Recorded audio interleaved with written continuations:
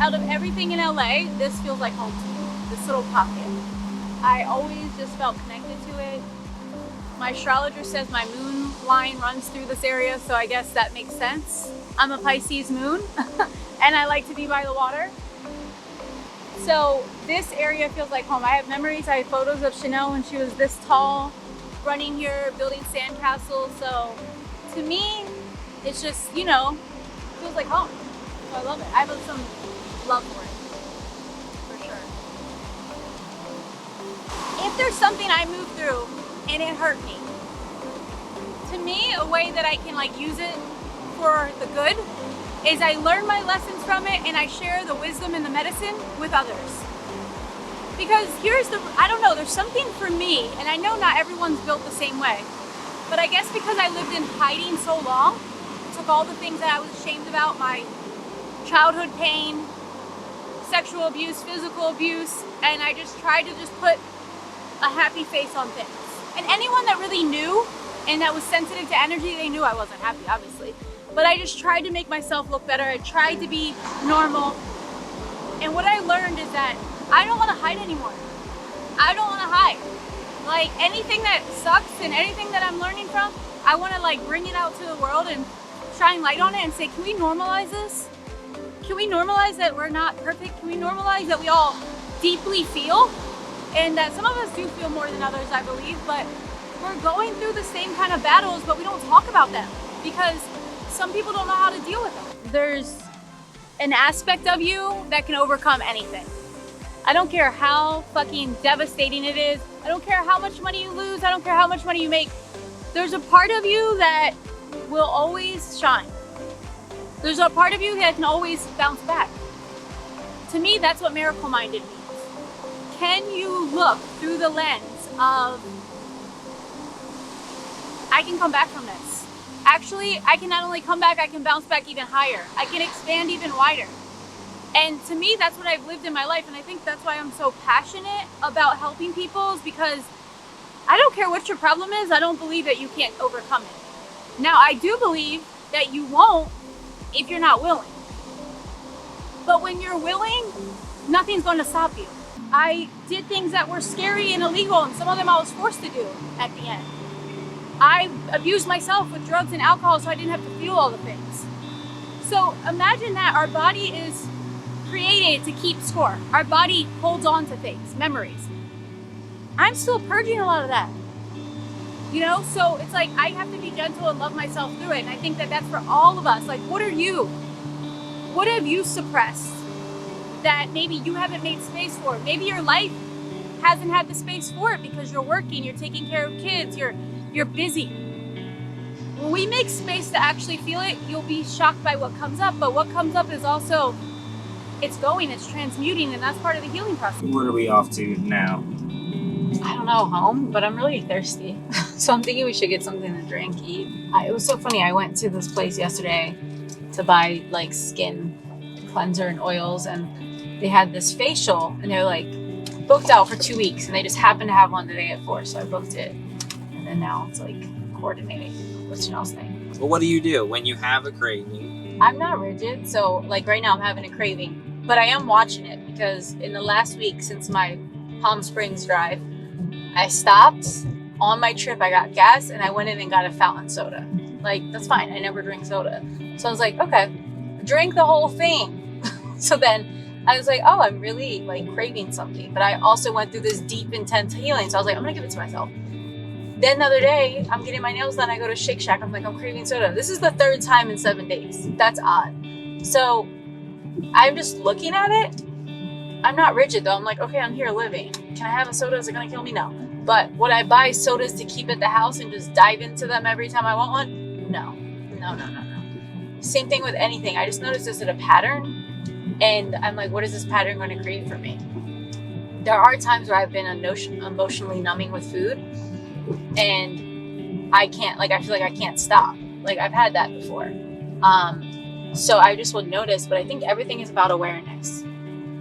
I think if we unpack anything, like even when I was addicted to drugs, it's the same thing as when I feel addicted to my phone some days. As there's a thing that says, if you are a loved one or struggling with substance abuse, please call today.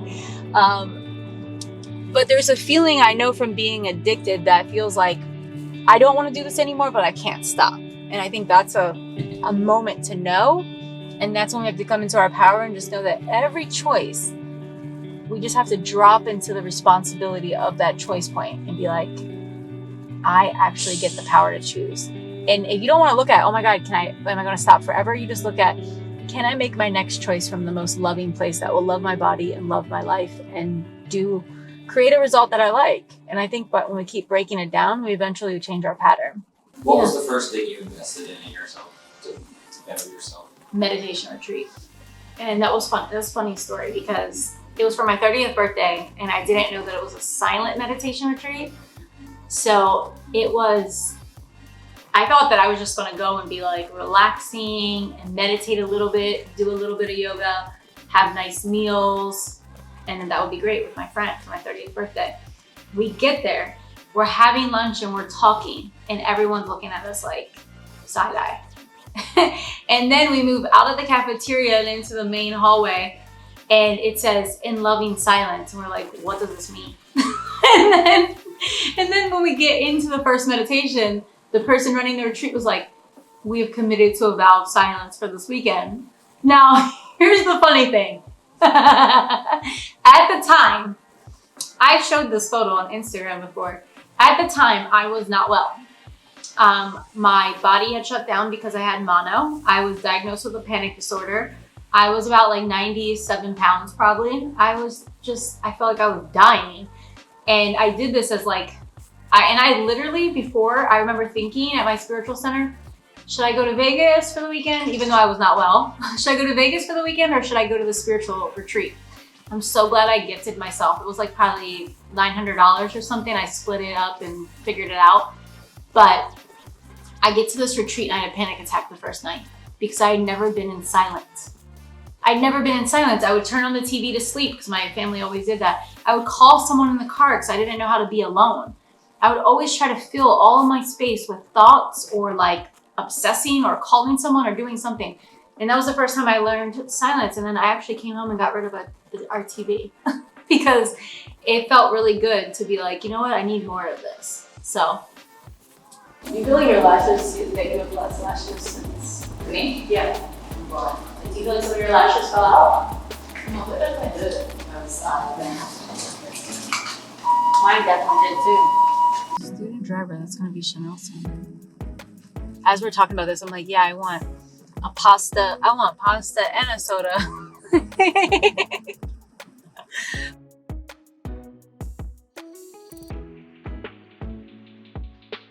Hi, how are you? Good. So she'll be done by 3:15, right? You think? 2 hours? 2.5 hours for this set. Yes. Bye. So how's it going with the planning of the retreat here? Friends are good. coming together? Yeah. Well, my one friend's flying in from Delaware, so she made it happen. She's like, I can't find any non-stop flights, even if I went to New York. So she just booked her flight, so I'm glad. And now we're booking the spa. We're like trying to get all the moving parts to it. But so this is funny. I didn't want any animals. I said I want no more living responsibilities. Like as a single mom, it was like hard enough dealing with Chanel and my like needs, financially, food, all the things. And then Chanel found Pablo on Instagram as a foster. So she said, Mom, please write these people back. We can just foster him for 2 weeks. So we got him and his sister. And we fostered them from 6 weeks to probably, 12 weeks. And then I gave them both back to the store. And then the sister got adopted and I saw it on Instagram. And this is so funny. I felt like when you see you see your love, you guys break up and you see them with a new partner, like hugged up or kissing or something, you're like, ew. That's how I felt when I saw his sister get adopted by the new family. I was like, that was my dog. Like I was with her for 6 weeks. So funny enough, I ended up going back and getting Pablo. So Pablo's been our dog. Pablo's been our dog since. That was 4.5 years ago. And now he's my dog. Cleo, we just got in June of 2020. She's our pandemic baby. Our pandemic adoption. And Cleo and Pablo have such different personalities. Pablo hates humans and, well, he doesn't hate them. He's very selective, I should say. He's sensitive He's a sensitive soul and very selective. Cleo doesn't like dogs. But this is so funny. They're also so jealous. So like if I go hug Chanel, they both want to attack. So they're like, they only want the love. So what people don't tell you about dogs is that once you have little needy chihuahuas, you can no longer give love to your children much. Come here, I love you so much. Cleo, you don't. Oh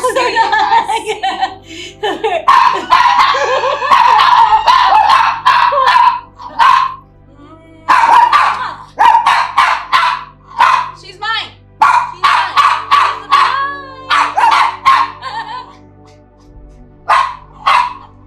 No. She'll even start licking her. Yeah, she'll start biting me if I have like loose clothing. She's mine. Oh.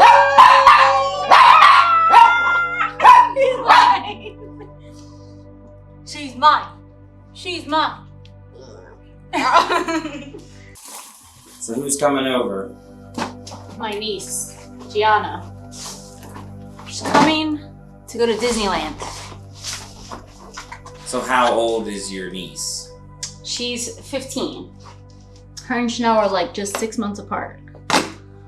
So they're like, they grew up being besties.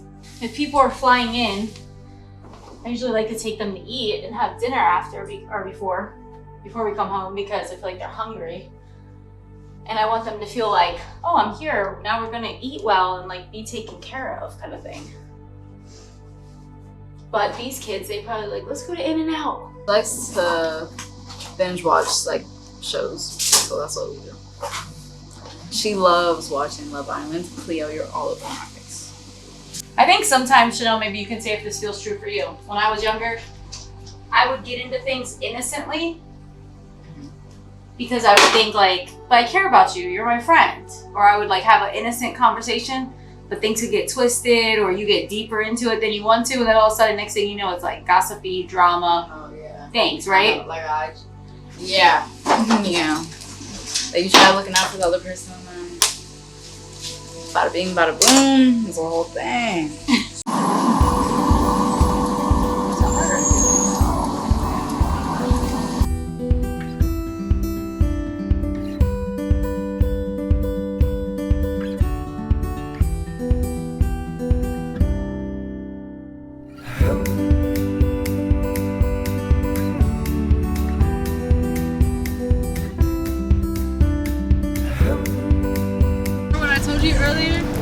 She said we should watch a new season of Love Island. There is not a new season, but there's multiple seasons.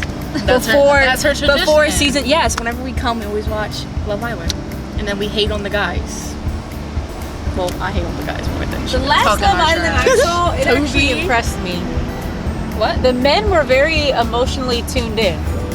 There was a brotherhood. There was a impressed you? sisterhood.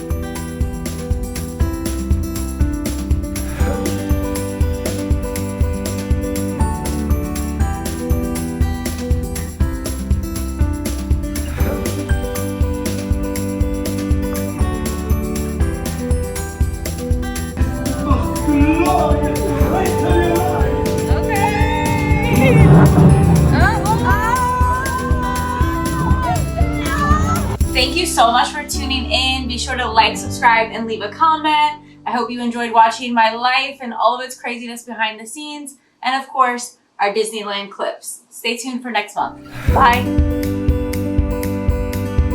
Belly pierce? Chanel's just saying that because she wants her belly pierced, and she's like, "Mom, put it on the vlog." She said she was gonna get it for me when I was 16. I know, but now That's 16 is here, and I just don't feel like it's quite time. Oh my goodness. You heard that laugh? Evil. It's that evil laugh. I mean, 16 is a whole year. It's not one day. You're about a third of the way through. You're fourth through. Huh? Look, we have all the way until the last day.